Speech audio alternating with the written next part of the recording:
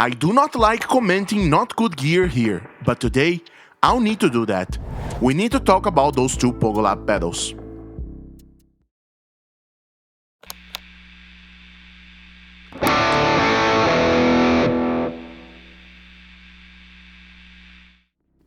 What's up fellow budget tone chasers, welcome back to one more video here at the channel. Today, one difficult video to do here. I'm telling you that because today's video is sponsored by the good folks at Lekato, which kindly sent me those two pedals which we will review. But unfortunately, I didn't like how it sounds, and I'll tell you exactly why and what could be improved in it. So once again, I would like to reinforce that we appreciate the brand support, but the transparency with our public is not negotiable. Without further ado, let me give you some context.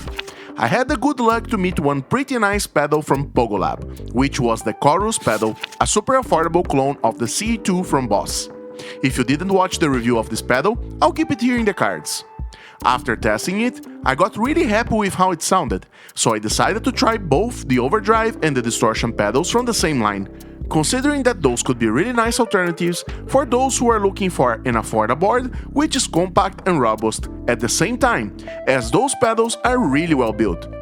So I received it, both mini pedals arrived and I moved ahead for the sound test. Before I show you how it sounds and do my comments, I will reinforce the positive points of these two. They are super compact and the build quality is insanely robust. They are super heavy with solid foot switches, jacks and knobs. Much better than any pedal on the same price range which you would find on AliExpress. In terms of controls and topologies, started by drama. It was difficult to identify exactly what they were expected to be, but after researching a lot, I understood that the Overdrive pedal was meant to be a mini TS-808, with two options of voicings, which can inject brightness when flicking the toggle up to the bright mode, while the Distortion is expected to be a Marshall-like distortion, being able to cover tones like AC/DC and Metallica, as claimed by Lekato. With those info in mind, let's hear how it sounds and I'll bring you later my comments, starting by the Overdrive pedal.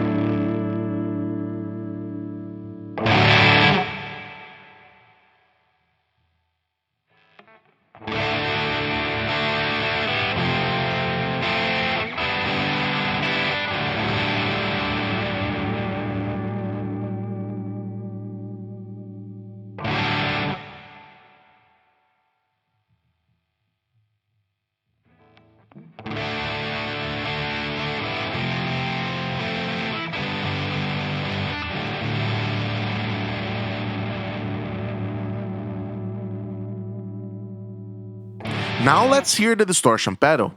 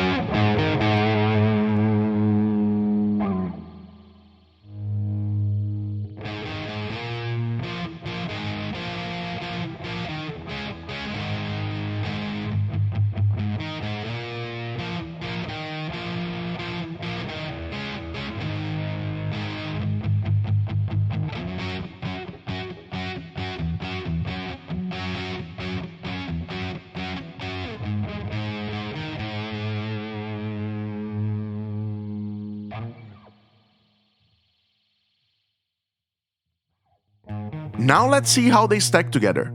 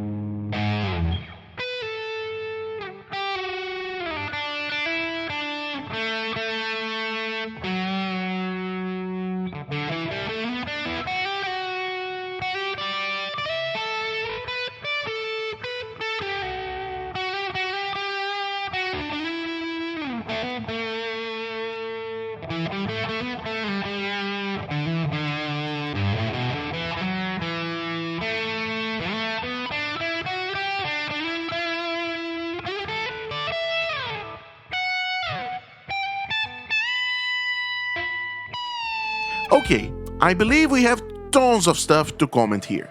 The first thing I need to comment is, I had huge troubles to find an amplifier which could sound minimally decent in order to carry the sound check ahead. And even though I needed to bring the bass control to the minimum, as the overdrive seems to clip the low part of the wave instead of the mid part. I don't know if this is a defect on my pedal only, which I wouldn't be surprised considering that those affordable pedals have a lower quality control in it, but in general, what should be a MIDI-heavy overdrive, like the TS-808, simply doesn't sound at all as a tube screamer. It saturates super fast, bringing tons of gain even with all parameters flat, and bring muddy since the first setting. When we increase volume or gain, it increases even the low frequencies more, becoming almost fuzzy like a big muff, but with a really unpleasant texture. In this sense, not even the bright toggle helped to solve the tone setting. Of course, if you want to navigate in a low gain world, if you will reduce almost to zero the gain and open the tone on maximum, you can get some usable tones, but still far from being what is expected from a tube screamer topology pedal. When we move to the distortion, we have the opposite. The amount of gain is pretty low, even less than the overdrive, which once again made the pedal sound thin. Of course, as I needed to reduce the low of the amp in order to accommodate the overdrive, the distortion pedal also got impacted by that. But the point is that even when I stack both to compensate the lack of thickness in the sound, it just got muddy and with not so pleasant texture. In addition, the mid knob is not effective at all on what is expected from a Marshall-like mid boost, which once again makes the pedal sound not like what is promised.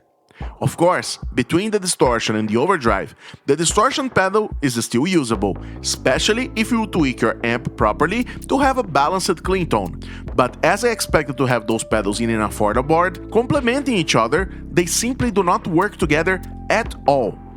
If you will use the distortion pedal with another real tube screamer-like pedal pushing it, I am pretty sure you could get super nice tone, and costing a fraction of a price of any other Marshall-like distortion pedal, as each of them are currently costing only 15 bucks.